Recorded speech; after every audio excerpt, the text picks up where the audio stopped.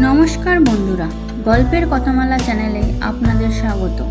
আজকে আমি শোনাবো শীর্ষেন্দু মুখোপাধ্যায়ের একটি গল্প, নয়ন ও বেলুনওয়ালা।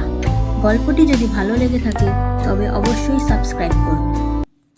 গায়ের সবাই নয়নকে দুষ্টু ছেলে বলে জানে। স্কুলে সে মারধর খায়। বাড়িতে সৎমা বলে তার তেমন আদর নেই।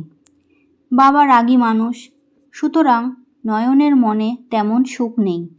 সে স্কুলের সময়টুকু বাদ দিয়ে বা স্কুল থেকে পালিয়ে সারাদিন টোটো করে ঘুরে বেড়ায়। গাছে ওঠে, নদীতে সাঁতরায়, ফুটবল খেলে, মারপিট করে। আর এইভাবেই দিন কাটে তার। কেউ তাকে পছন্দ করে না। টিফিনের পর অঙ্কের ক্লাস ছিল সেদিন।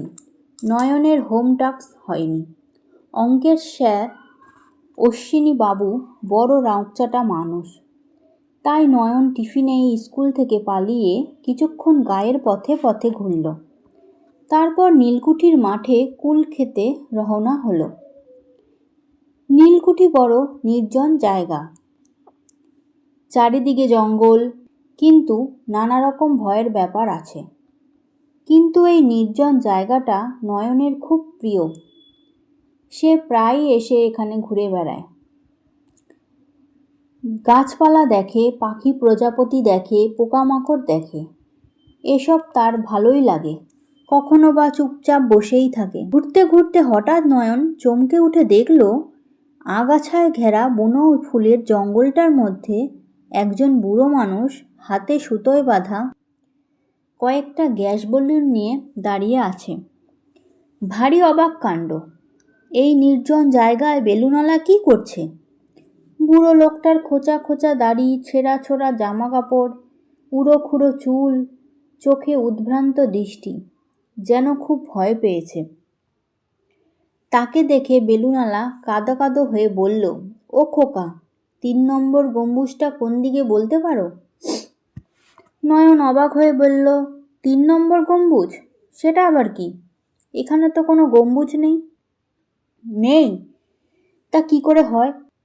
খগলোকের 7 নম্বর ছকের 3 নম্বর গম্বুজ আমার হিসেব মতো তো এখানেই হওয়ার কথা। অঙ্কটা তো মিলছে না বাপু। নয়ন বুঝল লোকটার মাথায় ছিট আছে। সে ভালো মানুষের মতন বলল, ঠিক আছে দাদু, আপনি বরং গাছতলায় বসে একটু জিরিয়ে নিন, আমি চট করে চারিদিকে একবার গম্বুজটা খুঁজে আসছি। লোকটা কেমন যেন ক্যাবলার মতো তার দিকে চেয়ে বিড়বিড় করে বলল, জিরোবো? তাতে ওরা আবার রাগ করবে না তো?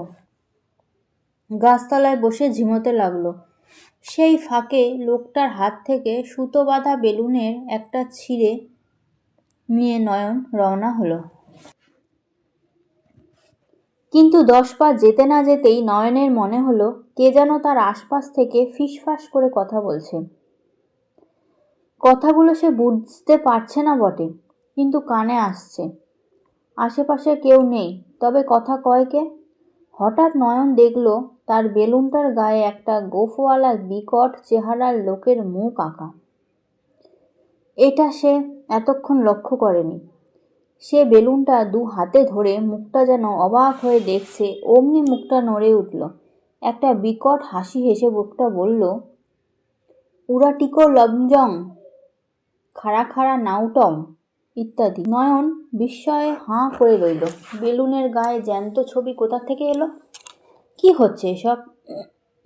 ঠিকই, মুখটা এবার পরিষ্কার বাংলায় বলে উঠল, ওহে খোকা, এটা মোটেই বেলুন নয়। তাহলে কি? এটা একটা অতি সূক্ষ্ম যন্ত্র। তোমার এত জানার দরকার নেই। যার জিনিস তাকে ফেরত দিয়ে দাও। যদি না দিই, তাহলে এই বেলুনটা আমি ফাটিয়ে দেব। তাতে তোমাদের গোটা পৃথিবী উড়ে যাবে। আমি খুব রাগী লোক। বেলুনওয়ালাটা যে পাগল। পাগল নয়, ও বুড়ো হয়েছে বলে ঠিকানা ভুল করে প্রায় 5,500 লাইট ইয়ার দূরের ভরে গেছে। আপনি কে? মাথার নক্ষত্র বলয় সবুজ গ্রহের লোক। আমার একটা আন্তঃগ্রহ কুরিয়ার সার্ভিস রয়েছে। আমাদের পিয়ন ভুল করে তোমাদের গ্রহে নেমে পড়েছে। যাও, ওকে বেলুন ফেরত দিয়ে এসো। যাচ্ছি। আর শোনো, বেলুন ফেরত দিলে ও তোমাকে একটা জিনিস দেবে। তোমার পুরস্কার। নয়ন ধীর পায়ে ফিরে এলো। বুড়ো লোকটা জেগেই ছিল। হাত বাড়িয়ে বেলুনটা নিয়ে পকেট থেকে একটা ছোট চকলেট বের করে তাকে দিয়ে বলল, খাও। এটাই কি আমার পুরস্কার? হ্যাঁ। নয়ন চকলেটটা খেয়ে ফেলল। খেতে দারুণ, যেমন স্বাদ তেমনি গন্ধ। 3 ঘন্টার মধ্যে নিজের মধ্যে এক আশ্চর্য পরিবর্তন লক্ষ্য করল নয়ন। তার বুদ্ধি খুলে যাচ্ছে, তার শরীরে নতুন শক্তি এসেছে, ভারী আনন্দ হচ্ছে এবং সবাইকে খুব ভালোবাসতে ইচ্ছা করছে। 3 মাস বাদে নয়ন বার্ষিক পরীক্ষায় ফার্স্ট হলো। স্কুলের স্পোর্টসে হলো চ্যাম্পিয়ন। সৎমা তাকে এখন নিজের মায়ের মতোই ভালোবাসে। বাবা আর মোটেই মারধর করে না,